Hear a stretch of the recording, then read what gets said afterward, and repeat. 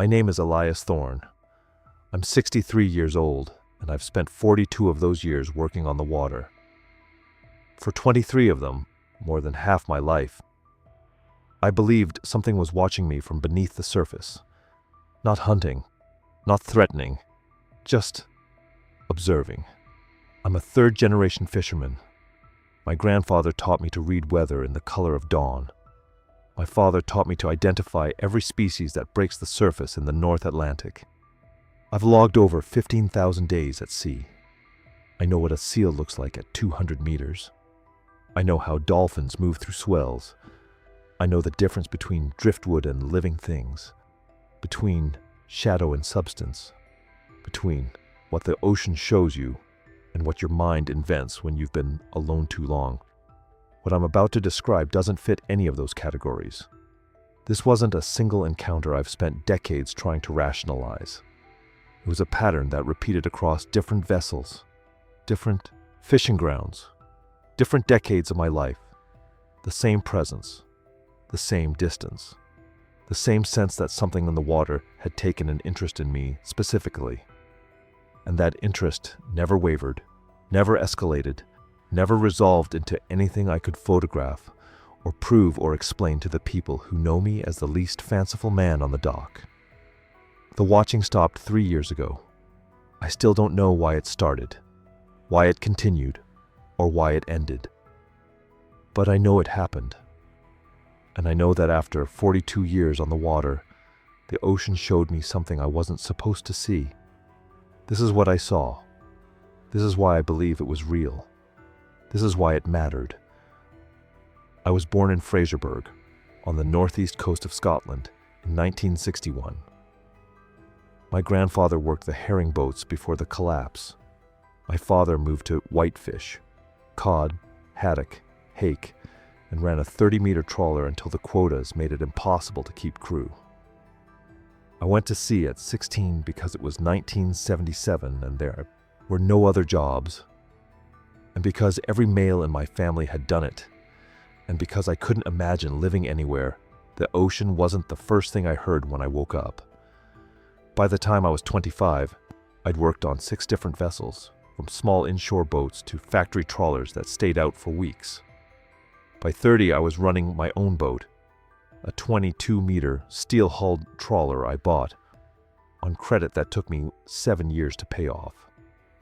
By 40, I'd fished the North Atlantic from the Hebrides to the Faroe Islands, the Norwegian Sea, the waters off Iceland where the swells are so cold your hands go numb, even inside gloves. I say this not to impress, but to establish what kind of observer I am. I've spent more time on the ocean than most people spend in an office.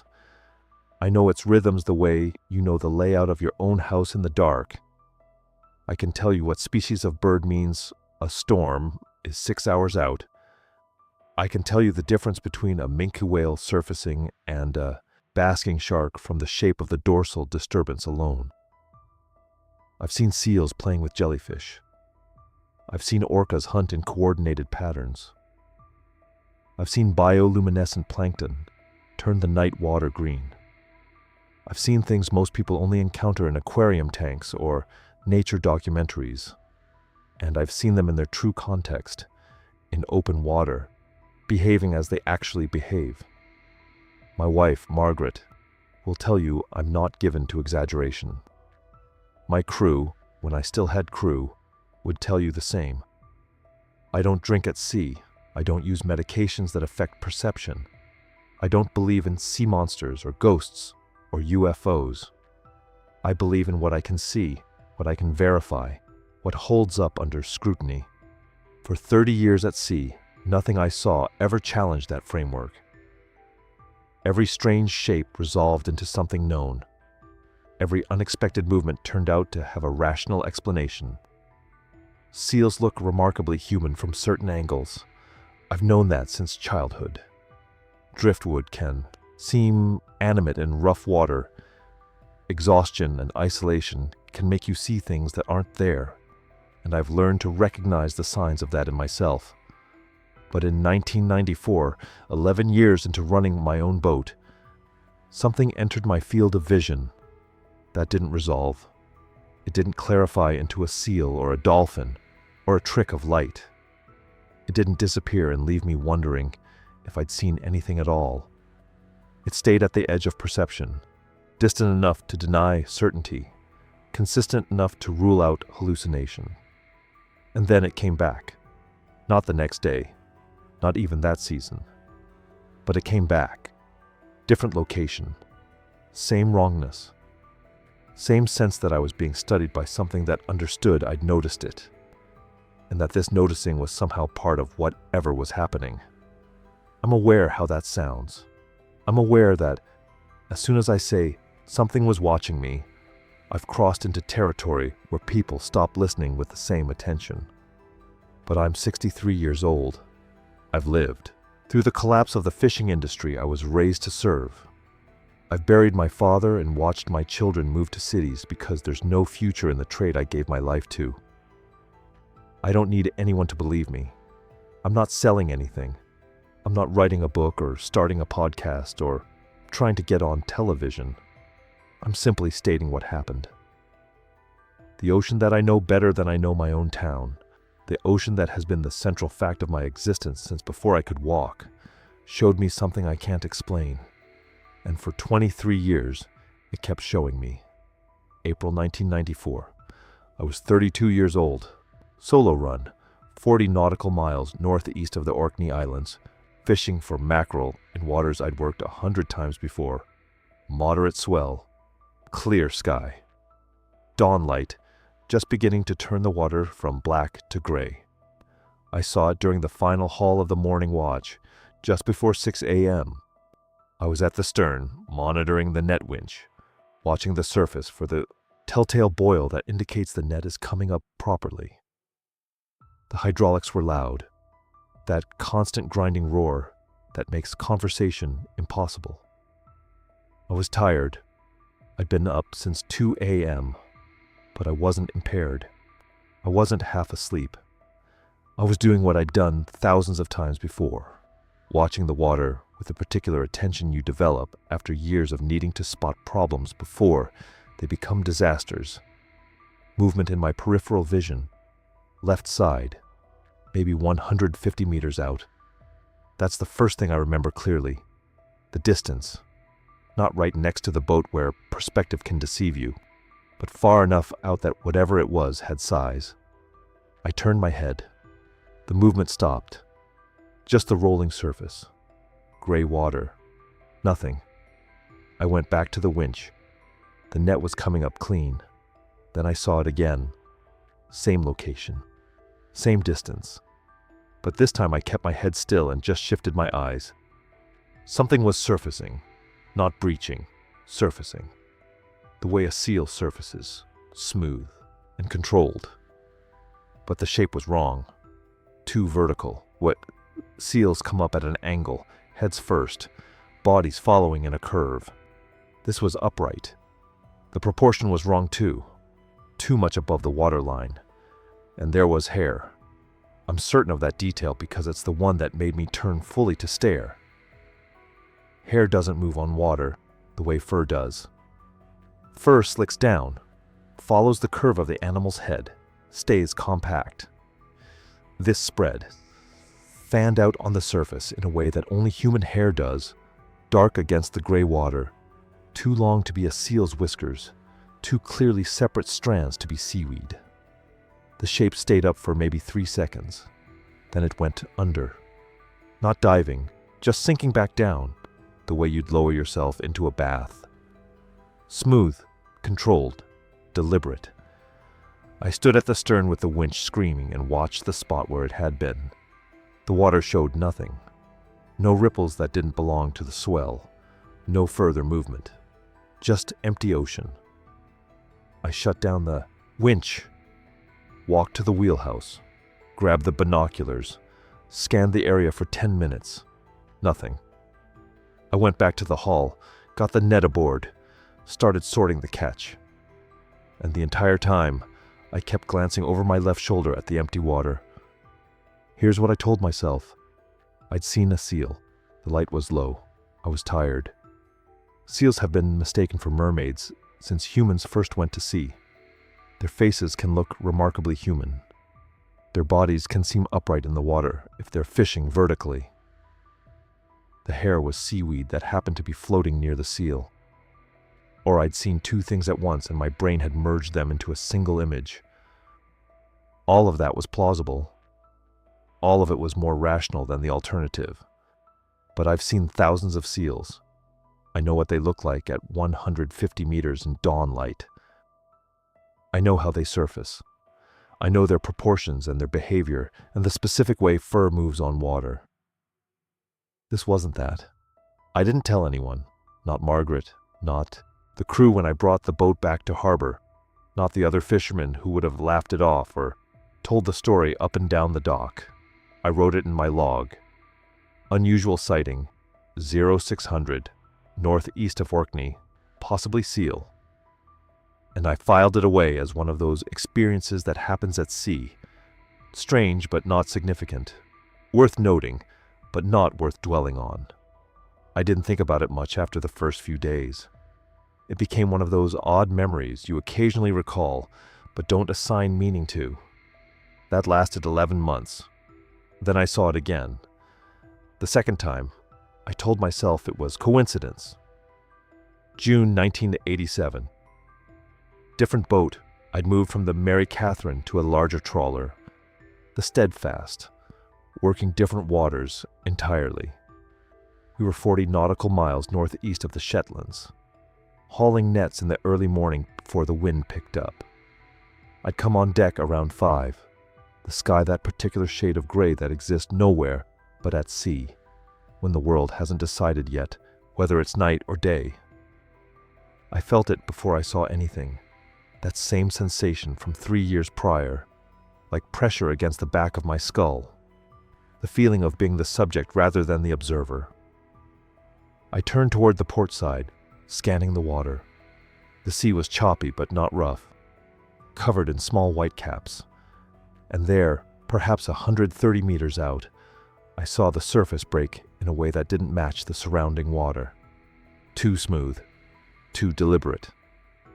A dark shape that rose just enough to catch the weak morning light, then descended without the splash you'd expect from a seal or the roll you'd see from a dolphin. But it was the hair I saw most clearly. Long, dark, spreading across the surface like ink before it disappeared. I stood there for maybe 20 seconds after it vanished, my hands still on the rail, aware of my own heartbeat. Then I went below and wrote in the logbook I'd kept since my first solo watch as a teenager. I dated the entry, noted the coordinates, the time, the weather conditions, and then I wrote, saw it again, same movement, same dark hair, too far to confirm, but it felt like the same presence. I didn't write what I actually thought, which was that the thing in the water had recognized me too. Over the next 5 years, the sightings followed me across the North Atlantic like a slow, patient conversation I didn't know I was having. September 1989, Norwegian Sea, roughly 70 nautical miles off the coast of Trondheim. Solo morning, watch. Dawn, distance approximately 100 meters. Surface break, dark shape, hair spreading on the water. Gone before I could call anyone else to witness it. April 1991, same waters, where I'd had the first encounter off northern Scotland. This time at dusk rather than dawn, but the same distance, the same brief appearance, the same lingering sense of being studied. January 1993, near the Faroe Islands during a winter run that we shouldn't have been making, but the money was good.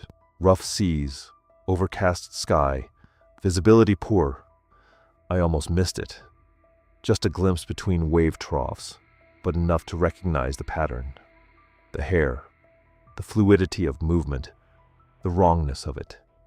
Each time I was alone. Each time at the edges of the day when light played tricks. Each time at a distance that prevented certainty but allowed enough detail to build a composite picture in my mind. I kept documenting. The logbook entries became more detailed, more systematic. I started including sketches, though I've never been much of an artist. Rough drawings of the posture, I thought I was seeing. Upper body vertical in the water, head above the surface, hair spreading outward. Movement that seemed to come from below rather than from limbs breaking the surface. I noted what I didn't see as much as what I did. No dorsal fin. No visible breathing pattern like you'd expect from a whale or dolphin. No rolling motion. No splashing. Just smooth submersion, like something sinking rather than diving. By 1994, I'd accumulated 7 documented sightings across 3 different ocean regions, spanning nearly a decade. The distances varied slightly, between 100 and 150 meters, never closer, never so far that I couldn't make out the basic shape. The times varied within a narrow window, always during solo watches, always at dawn or dusk, always in that uncertain light that exists between solid day and solid night. The pattern was undeniable. This wasn't a case of seeing what I wanted to see. I spent weeks at sea seeing absolutely nothing unusual. Months would pass with no sense of that presence, no unexplained surface breaks, nothing that violated my understanding of how water and light and marine life should behave. And then it would appear again. Different water, different weather, different vessel, but the same wrongness, the same dark hair, the same sensation of deliberate observation.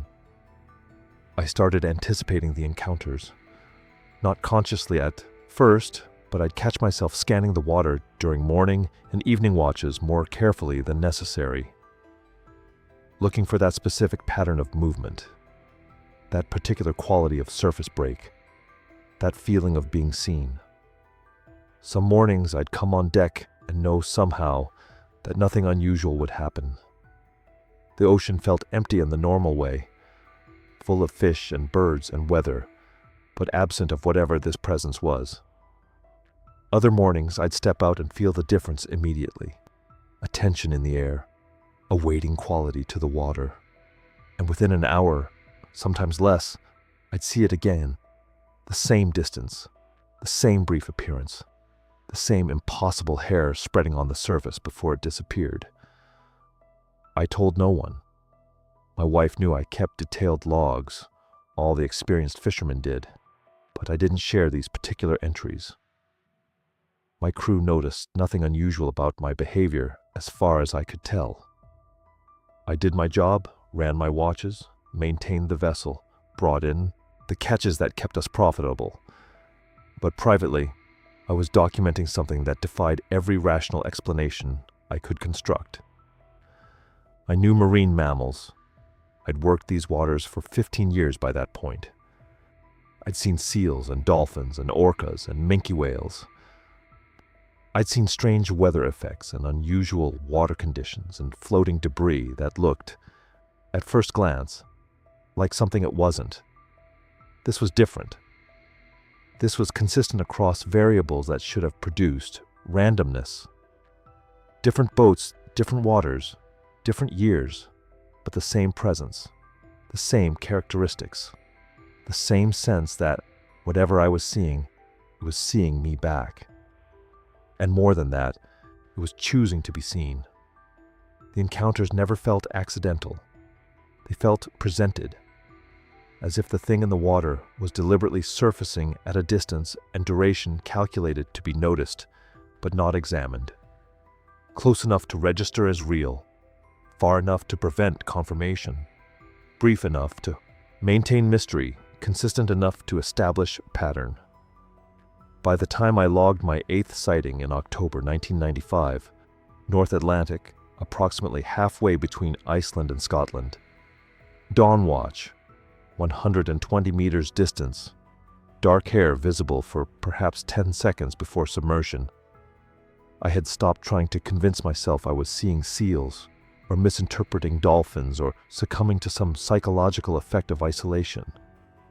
I was being watched, and whatever was watching me had been doing so for 12 years.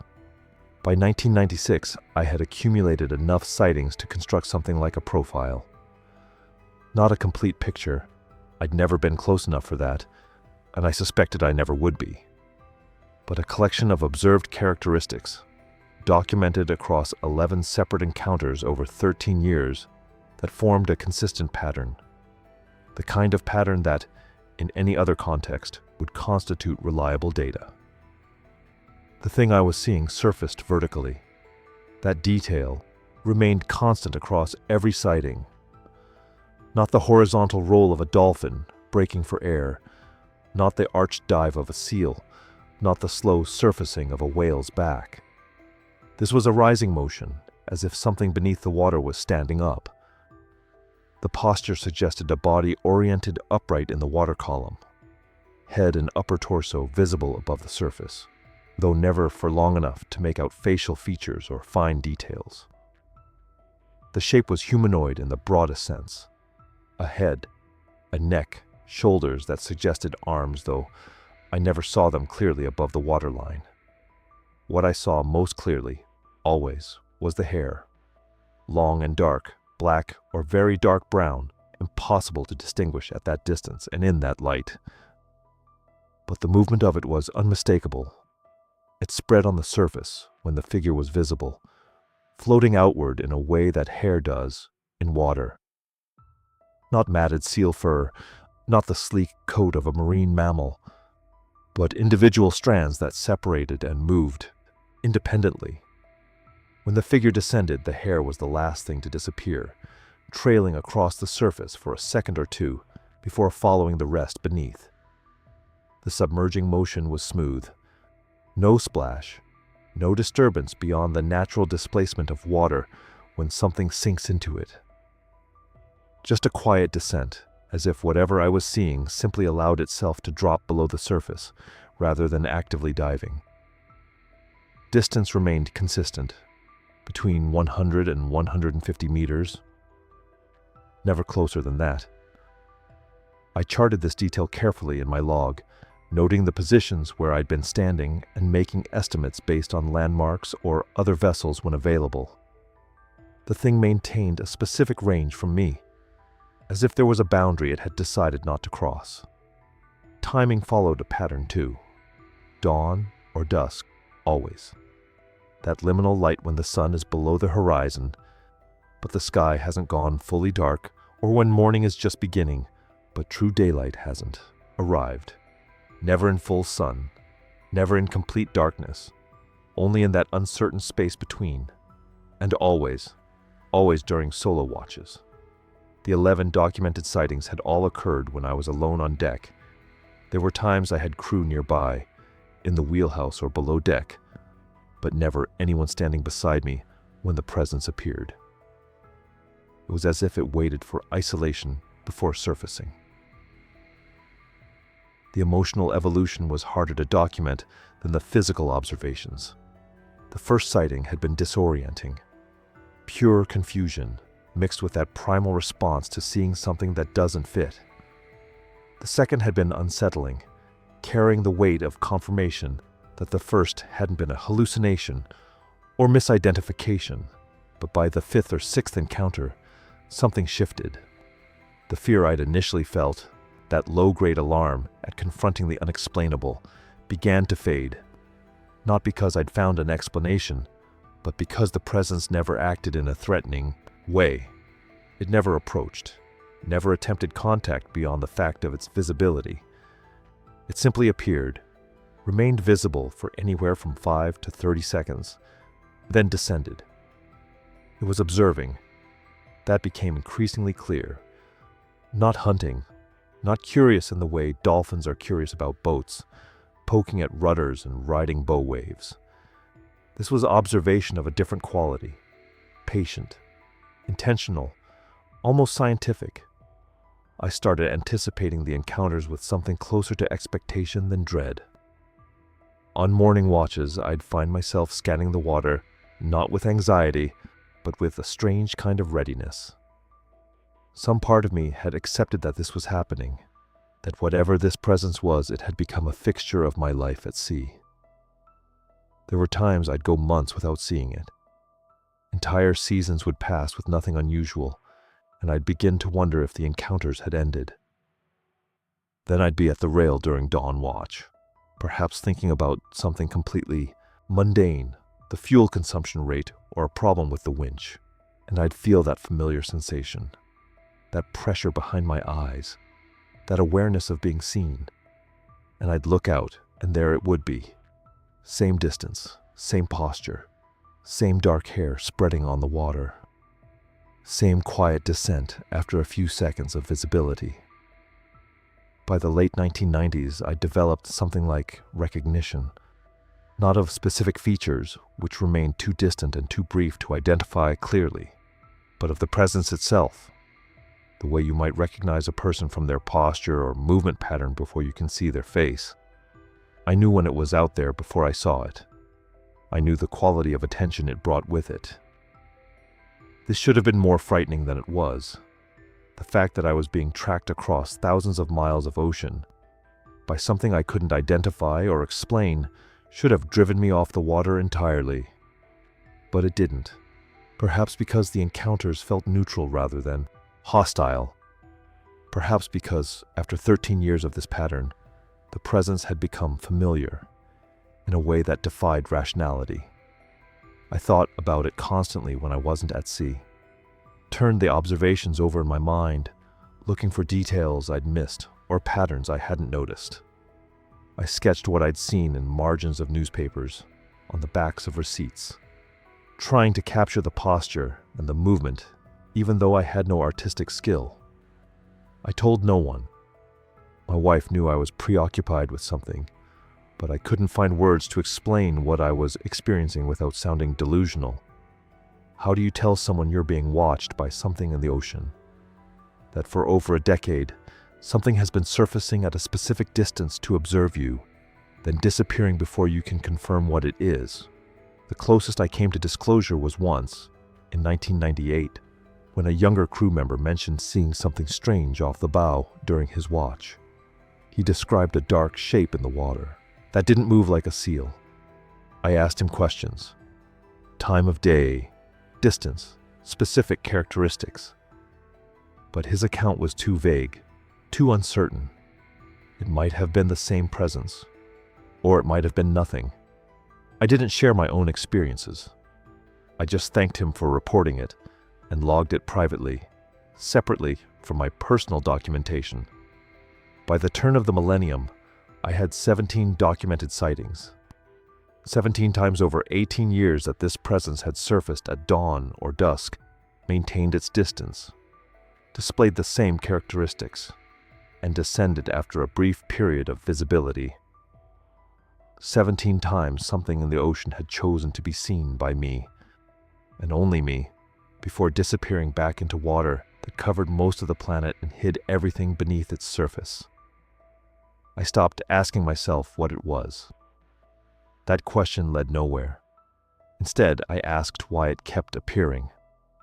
What was it learning from these observations? What made me, specifically, worth tracking across years and ocean regions? I never found answers. But the pattern continued, regular as tide but less predictable, and I came to accept that I was part of something I would never fully understand. Something was watching me, had been watching me since 1984. And for reasons I couldn't fathom, it had decided I was worth its attention. That fact became simply part of my life at sea. As real as the vessel beneath my feet and the salt spray on my face, and just as impossible to prove to anyone who hadn't experienced it themselves. For 3 decades before the first sighting, Elias Thorne had identified marine life for a living. His income depended on recognizing species at distance, understanding their behavior, predicting their movements. He'd seen gray seals breach in fog, watched minke whales surface in twilight, observed basking sharks drifting near the surface in conditions that rendered them strange and unfamiliar. He knew what it felt like to be uncertain, to squint at something ambiguous, and wait for a second look before committing to identification. When he began telling selected colleagues about the encounters, their first suggestions followed predictable paths. Seals, dolphins, drifting debris, catching the light, Perhaps, one friend offered carefully, the accumulated fatigue of too many seasons without proper rest. Elias listened to each theory without defensiveness. He'd considered them all himself during the early years, turning each explanation over in his mind during the long hours between sightings, testing them against what he'd actually observed. The seal theory collapsed first under the weight of specifics. Gray seals were common in his fishing grounds, curious animals that occasionally approached vessels to investigate. Elias had seen thousands of them. They bobbed vertically in the water when observing boats, their whiskered faces breaking the surface with unmistakable mammalian features. They moved with a particular rhythm, disappearing and reappearing in patterns governed by their need to breathe. What he'd been seeing maintained position differently, surfaced less frequently, and when it did appear, displayed that spreading darkness he'd never observed on any seal's head. Harbor seals, smaller and shyer, didn't approach boats the way gray seals did. Atlantic gray seals, the largest species in his waters, reached perhaps 8 feet in length. The shape he'd tracked maintained distance too consistently to judge size accurately, but the proportions seemed wrong for seals. The upper body structure, glimpsed briefly in those moments when it surfaced, suggested length rather than the compact form of pinnipeds. And seals, while capable of traveling long distances, followed food sources and breeding patterns. They didn't shadow individual vessels across multiple fishing grounds over years. Dolphins presented a more complicated challenge. Elias worked regularly around several species: white-beaked dolphins, Atlantic white-sided dolphins, occasionally pilot whales that some classified with the dolphin family. They were intelligent, curious, playful. They rode bow waves and investigated fishing operations. But dolphins were profoundly social animals. They traveled in pods, announced their presence with splashing and surfacing, made their curiosity visible and audible. What Elias had been encountering was solitary, silent, and deliberately distant. Dolphins moved through water with explosive energy. This presence moved with something closer to intention, with economy of motion that left minimal surface disturbance. The anatomy was wrong as well. Dolphins surfaced with their distinctive dorsal fins, with the rolling motion that exposed their backs. Even at distance, even in poor light, their silhouette was unmistakable.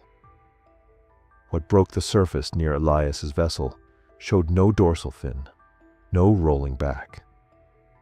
Just that vertical emergence, the dark mass that might have been hair, and the suggestion of shoulders or upper body before it disappeared again into darker water below. During year 7 of the pattern, Elias researched manatees, driven by a book about maritime mythology he'd found in a Port Towns used bookshop. The author argued that most mermaid legends originated from sailor sightings of these gentle mammals. Christopher Columbus himself had reported seeing 3 mermaids off the coast of Hispaniola in 1493, noting in his log that they were not as beautiful as they are painted, although to some extent they have a human appearance in the face. Marine historians later concluded he'd seen manatees. The theory was reasonable for tropical waters.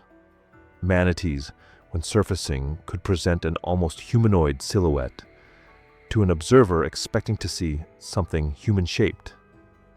Their flippers resembled stubby arms. Their faces had a certain flat quality that imagination might transform into human features. They moved slowly, placidly, close to shore in warm waters, where sailors desperate for land might see what they wanted to see. But manatees lived in warm, coastal waters, primarily in the Caribbean, Florida, and parts of West Africa. They didn't inhabit the North Atlantic fishing grounds where Elias worked. The Scottish coast's cold waters hosted no manatee populations. Neither did the Norwegian Sea. The Faroe Islands, where one sighting occurred, were far too cold for creatures that required tropical or subtropical temperatures to survive.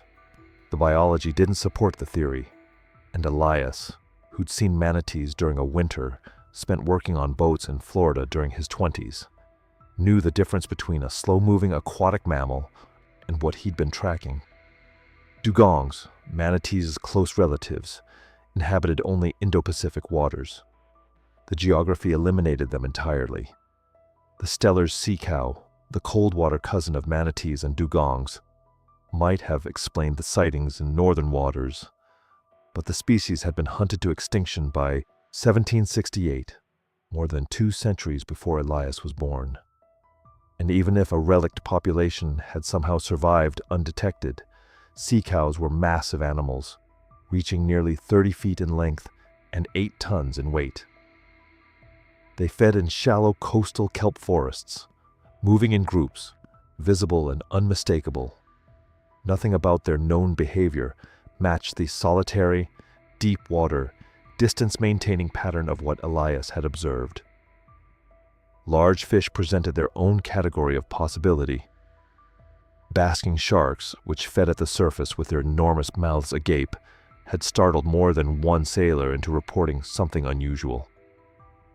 Ocean sunfish, bizarre and alien-looking, occasionally drifted near the surface in ways that could appear strange to unfamiliar observers. But Elias knew both species. He'd seen basking sharks regularly, had even guided marine researchers to them. Their size, their distinctive feeding behavior, their dorsal fin cutting the surface, none of it resembled what he'd been encountering. Ocean sunfish were smaller, circular, unmistakably fish-shaped despite their oddness. Neither species maintained position relative to a moving vessel. Neither could account for what appeared to be hair spreading on water.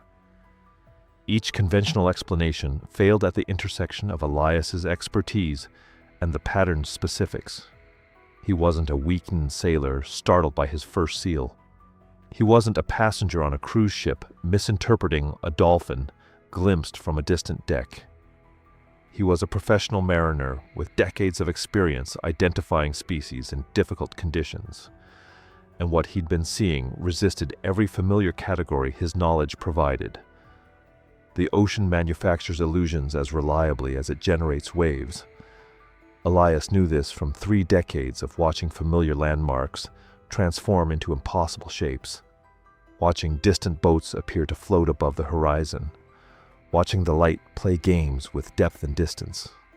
Atmospheric optics could turn a fishing vessel into a phantom ship hovering in midair. Temperature gradients could make islands appear and disappear. The sea itself seemed to conspire against certainty.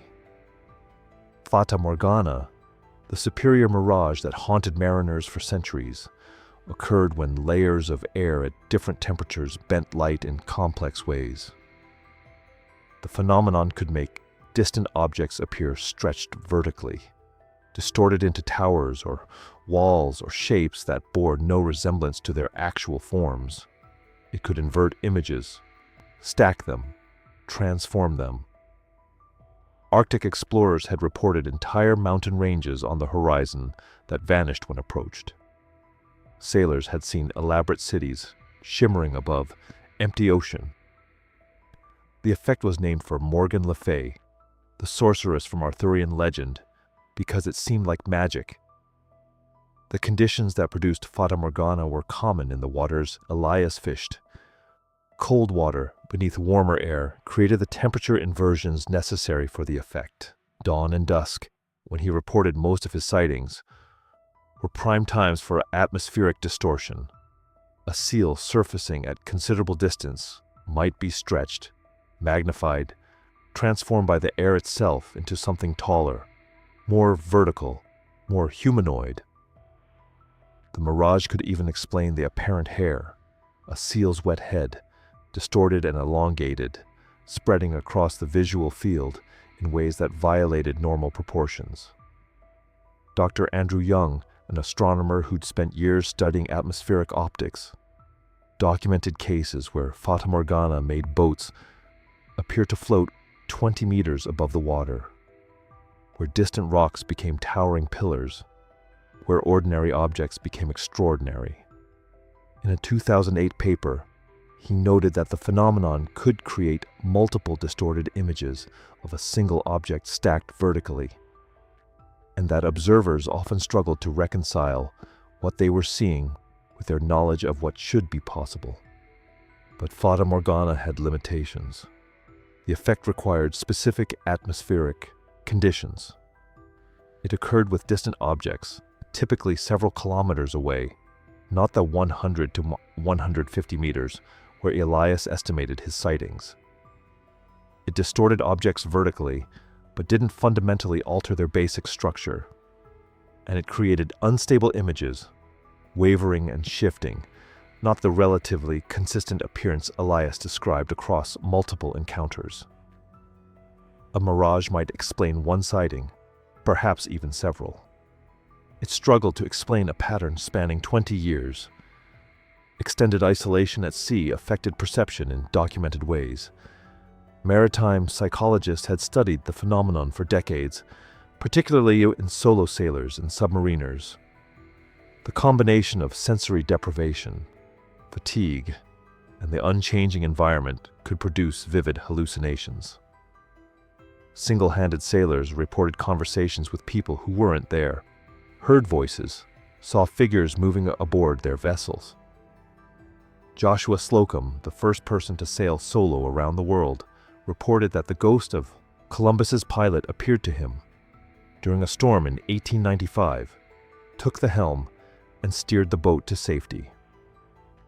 Dr. Helen Crawford, who studied psychological effects of maritime isolation, noted in her research that hallucinations at sea typically occurred during extreme stress or sleep deprivation.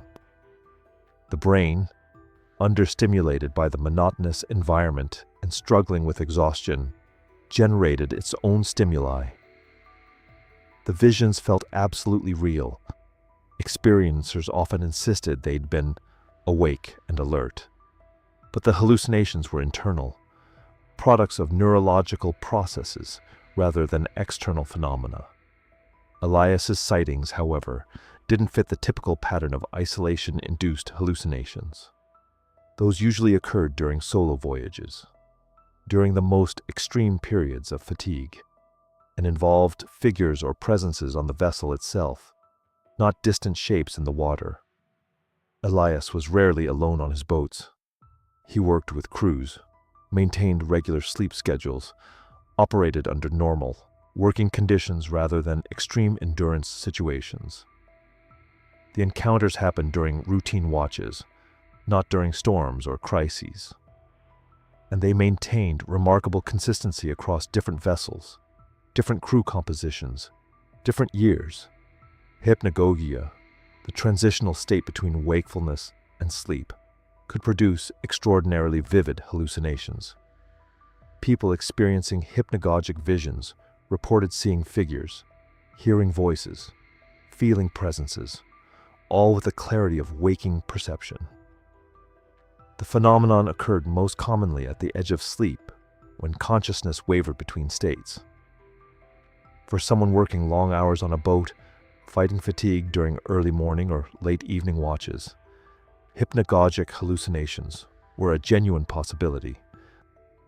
But hypnagogic experiences lasted seconds to minutes, not the extended observations Elias described. They typically occurred when motionless, lying in bed, sitting still, not while actively working on a boat deck. They felt dreamlike upon reflection, even when vivid in the moment. Elias's accounts carried none of that quality. He described alertness, careful observation, the ability to track movement over time. And hypnagogia couldn't explain why the hallucinations always appeared in the water at distance, always maintained similar characteristics, always occurred while he was at sea rather than during shore leave or sleep. Apophenia, the human tendency to perceive meaningful patterns in random data, might explain the broader pattern Elias believed he'd identified. The brain was pattern recognition machinery, evolved to detect threats and opportunities in the environment. It erred on the side of detection, preferring false positives to false negatives. See a shape in the bushes that might be a predator, even if it's usually just shadows and leaves, because the cost of missing a real predator was death. This tendency manifested in countless ways. People saw faces in clouds, in wood grain, in burn, patterns on toast. Gamblers believed they'd identified winning patterns in random number sequences. Conspiracy theorists connected unrelated events into elaborate narratives. The isolated, unusual sighting became a pattern through repeated exposure to ambiguous stimuli. Each unclear glimpse of a seal or dolphin, reinterpreted through the lens of the first experience, reinforced the belief in a recurring presence. Dr. Michael Shermer, who studied pattern recognition and belief formation, argued that humans were pattern-seeking, storytelling animals. We found patterns even in randomness, then constructed narratives to explain them. In his view, maritime monster sightings often reflected this tendency. Sailors seeing ordinary phenomena, interpreting them through cultural frameworks of sea serpents or mermaids, then unconsciously filtering future observations to fit that framework. But Elias's pattern wasn't constructed from ambiguous stimuli gradually reinterpreted. The first sighting was anomalous enough to capture his attention despite 3 decades of not seeing mermaids in every seal. The subsequent encounters maintained specific characteristics that distinguished them from routine wildlife observations. He didn't see the presence everywhere, in every ambiguous shape. He saw it rarely, specifically, with long gaps between encounters. That selectivity worked against the apophenia explanation. A mind creating patterns from noise typically created them more frequently, less consistently. The psychological and optical explanations accounted for much of what seemed impossible at sea. They explained ghost ships and phantom islands and voices in the wind. They explained why tired sailors sometimes saw things that weren't there. But they functioned as general theories, describing broad categories of misperception. When tested against the specifics of Elias's account, the duration, the consistency, the expertise of the observer, the particular details that resisted easy categorization, each explanation became less certain, less complete. They couldn't be dismissed. Neither could they fully contain what he'd experienced. Something remained that the rational explanations hadn't captured, that existed in the space between what could be explained and what had been observed. For half his life, Elias Thorne believed something in the water was watching him. 23 years of repeated encounters, always at a distance, always accompanied by that unmistakable sensation of deliberate observation. His account stands alone, documented only in his private logbooks and his unwavering certainty. But the phenomenon he describes, humanoid figures in the ocean, observing rather than approaching, isn't new. It's ancient. Every seafaring culture in human history has stories of humanoid beings in the water.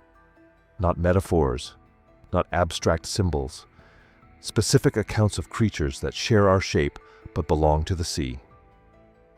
The details vary across oceans and centuries, but the core image remains consistent. Something that looks almost human, moving through water in ways that shouldn't be possible, existing in that boundary space between the world we know and the world we can't reach. In Japanese folklore, the Ningyo appears in accounts spanning over 1,000 years. Early texts describe it as having a human face and torso, covered in scales that shimmer like fish skin, with a mouth full of small teeth. The Ningyo doesn't sing or seduce.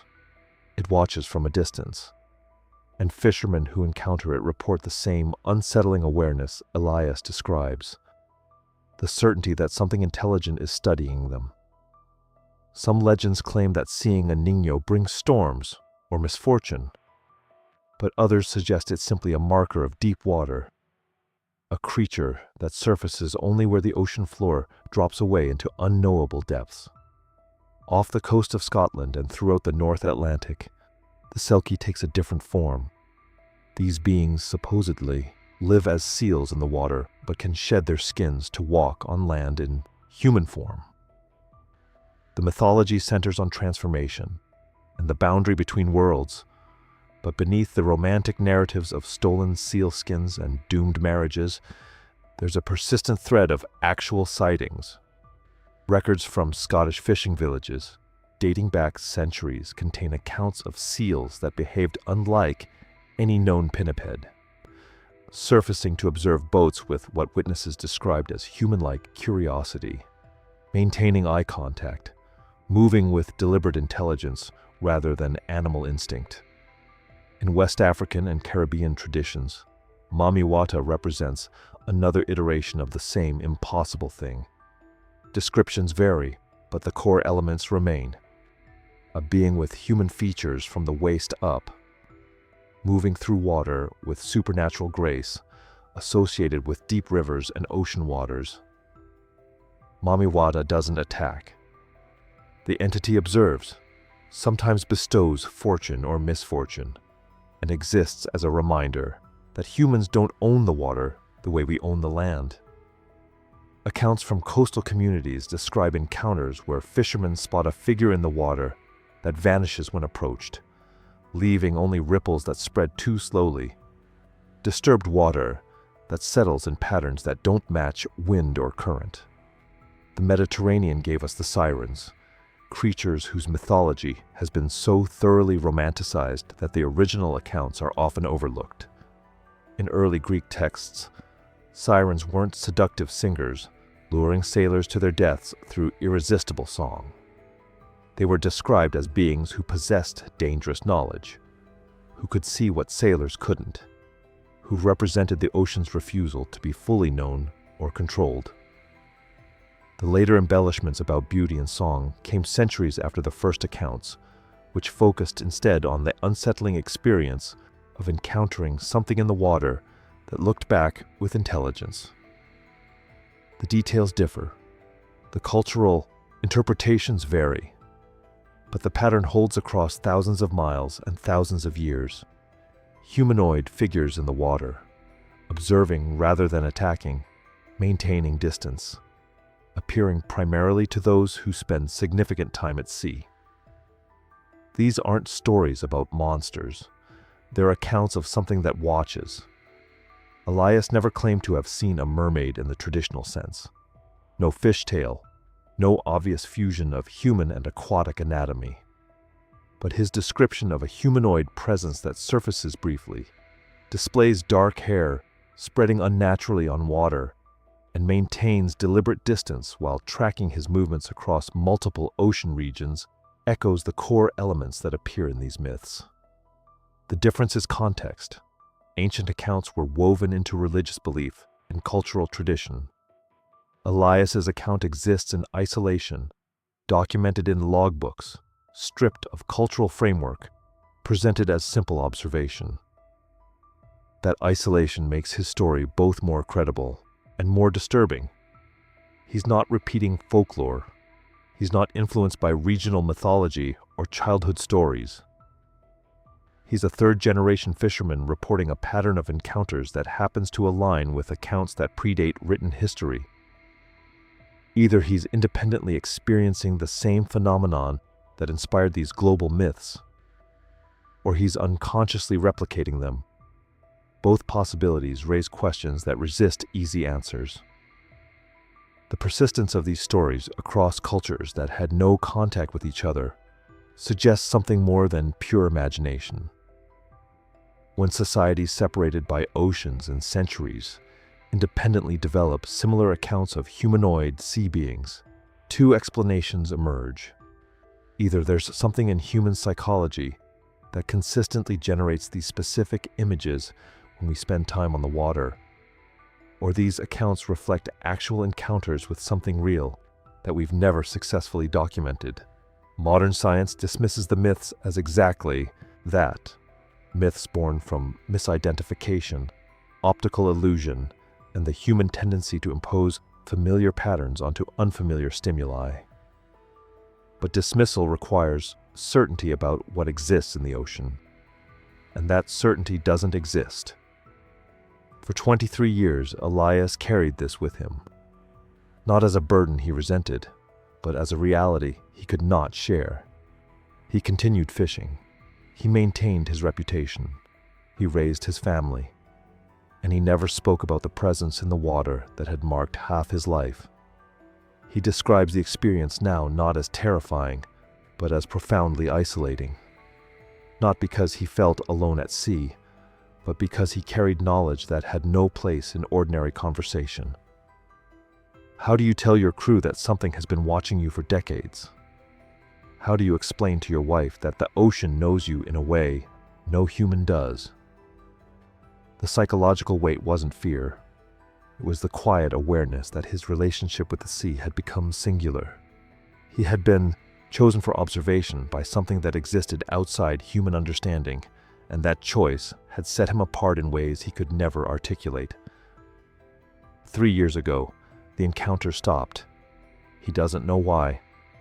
The presence that had appeared and disappeared across 2 decades simply ceased. He still goes out on the water. He still watches at dawn. But the sensation of being studied, of mattering to something beyond the surface, has vanished. What remains is the question that defines his story. Was he witness to something real, or did the ocean simply teach him a deeper loneliness? He believes the former, but he has learned that belief requires no validation. Elias Thorne is 71 now. He no longer fishes commercially, but he still takes his boat out alone, still scans the horizon at the hours when light plays tricks on water. He doesn't expect the presence to return, but he watches anyway. His story offers no proof, no evidence, no clear answer to what moved through the water all those years. But it offers something else, an acknowledgement that the ocean remains vast, largely unmapped, and capable of holding secrets that exist just beyond our ability to confirm them. Whether Elias saw a mermaid, we cannot say. But we can say this: he saw something, and that something watched him long enough to change how he understood his place in the world. Perhaps that's enough.